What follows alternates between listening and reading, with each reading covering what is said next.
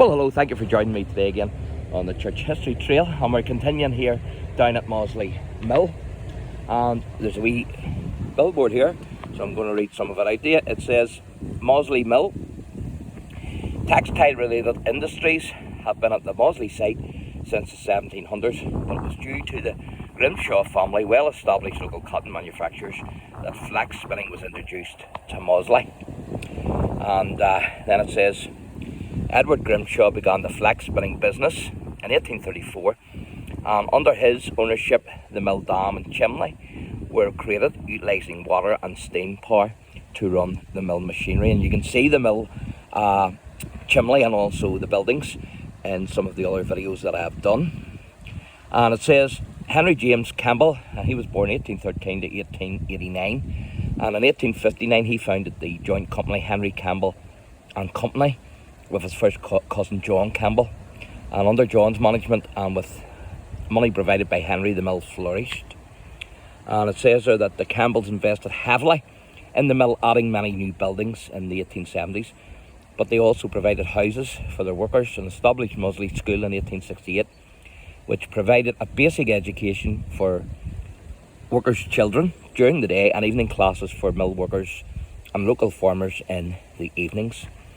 It says that thread making was introduced to the business in the 1880s, and expansion continued throughout the 1900s with the arrival of synthetic threads and new manufacturing equipment. And of course I was part of that synthetic thread because I used to actually work for Hilton Mill in Lisburn. Then it says the mill was a Ministry of Supply factory in 1939 to help with textile requirements for all three British armed forces. And there's some pictures for you. That's the flax stacks at Ministry of Supply factory, Mosley Mill.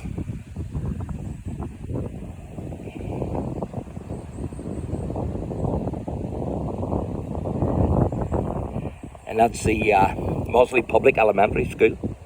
A pupil hands out milk. I can remember back in the primary school where I went during the morning, we used to get a wee small bottle of milk. It was great. Used to get it in the morning time. Don't do that now for some reason, probably costs too much.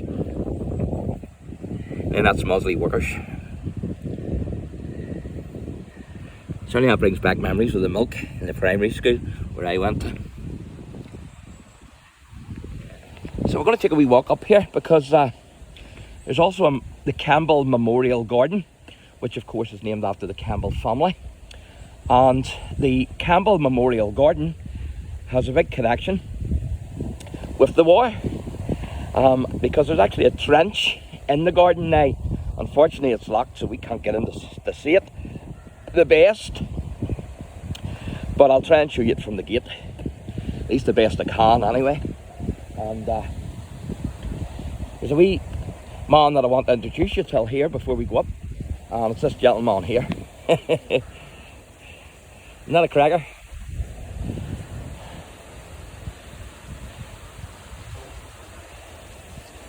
So there you are. Just thought I'd introduce you to him on the way up. And if you go down that way, there's a forest. So there is. So it's nice we walk here now. I certainly won't be walking down to the forest tonight.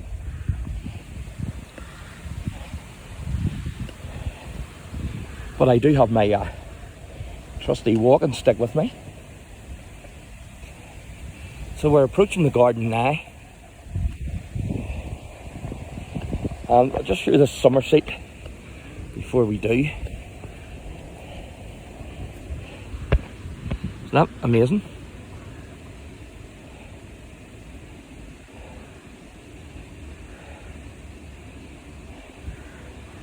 It's like a squirrel or something.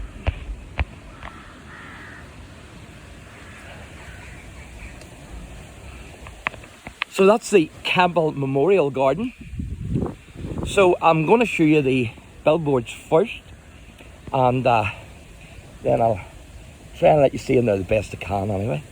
But it's, first of all, it says here,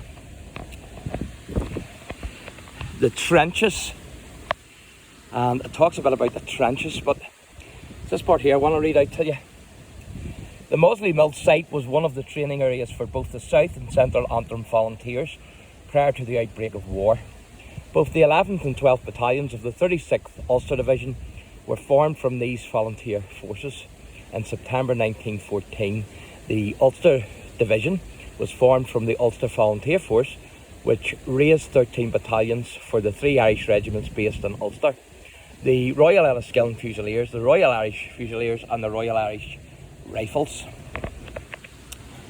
And you can see the soldiers there. It says soldiers in the 12th Battalion, Royal Irish Rifles, Central Antrim Volunteers 1915.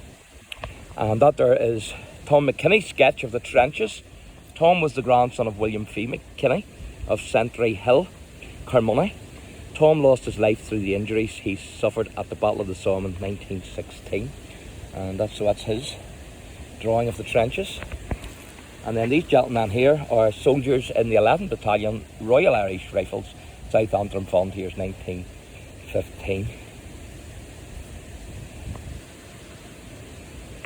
So I don't know, maybe you see your great grandfather in that one of those photos. If you do, let me know. There's a sniper in operation.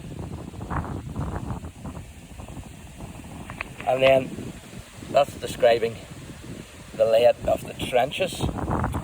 So I'm going to read this out to you here. It says, a frontline trench. The replica trench constructed here shows a frontline trench, fire step, sap and a communication trench.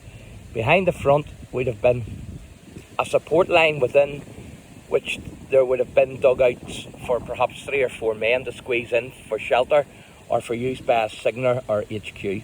Further back there would have been an artillery line for field guns, supply lines and ammunition dumps. So it wasn't just a matter of digging a long hole. These were well laid out, as you can see.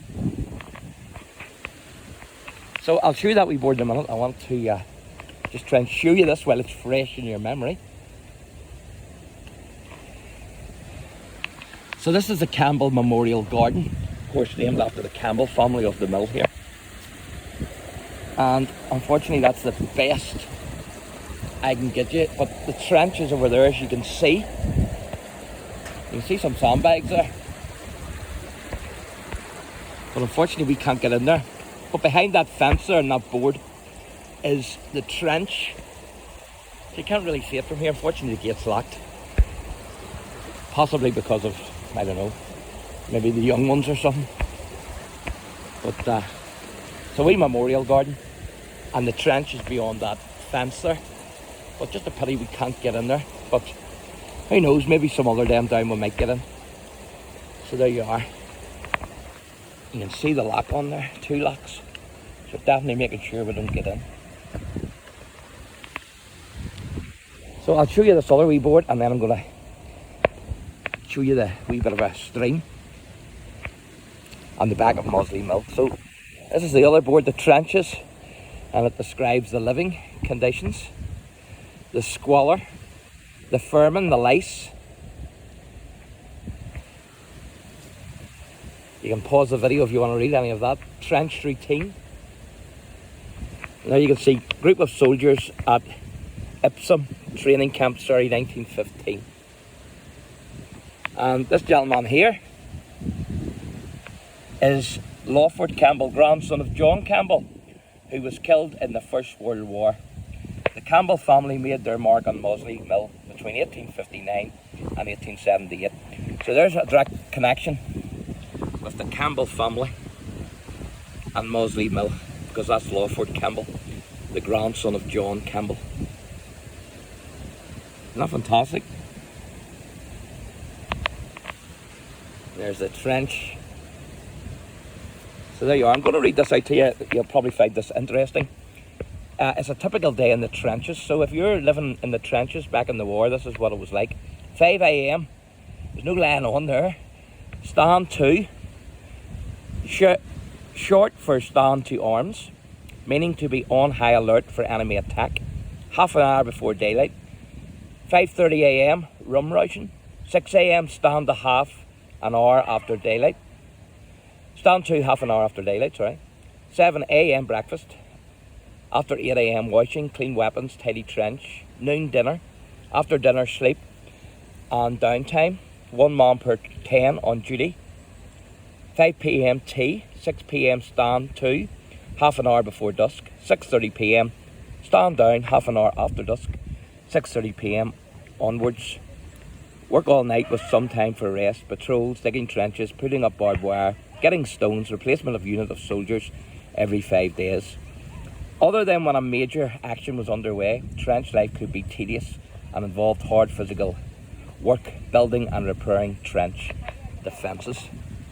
So there you are. Now this is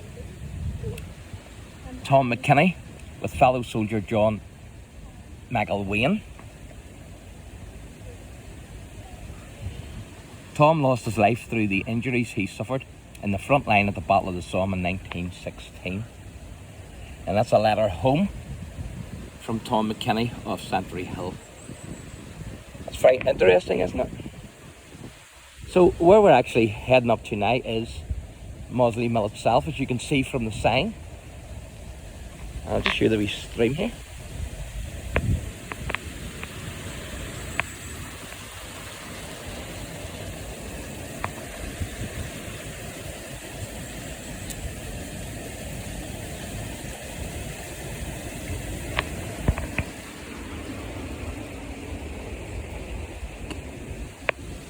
So this here is Mosley Mill, and it would need a good cleaning. It's very dirty.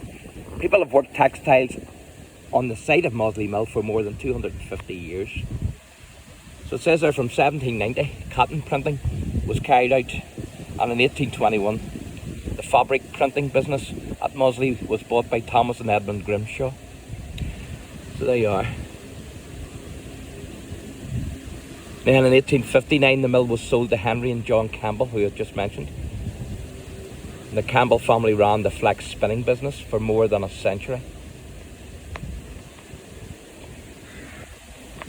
If you want to read any more of that, you can pause the video.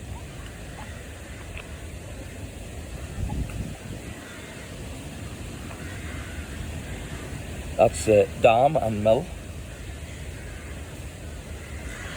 That's the flax store, 1930s. Mill site, 1930s. That's old row mill houses, late 1950s. And that's a frog. So there you go. And as you can see there, it says Mosley Mill. And you're at the back of the mill now.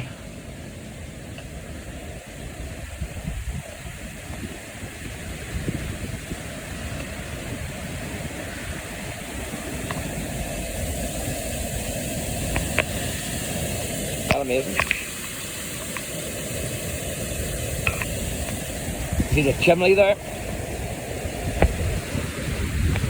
Just rising over the roof. And that chimney is fantastic. It's really in good condition. Look at the top of it there, absolutely brilliant.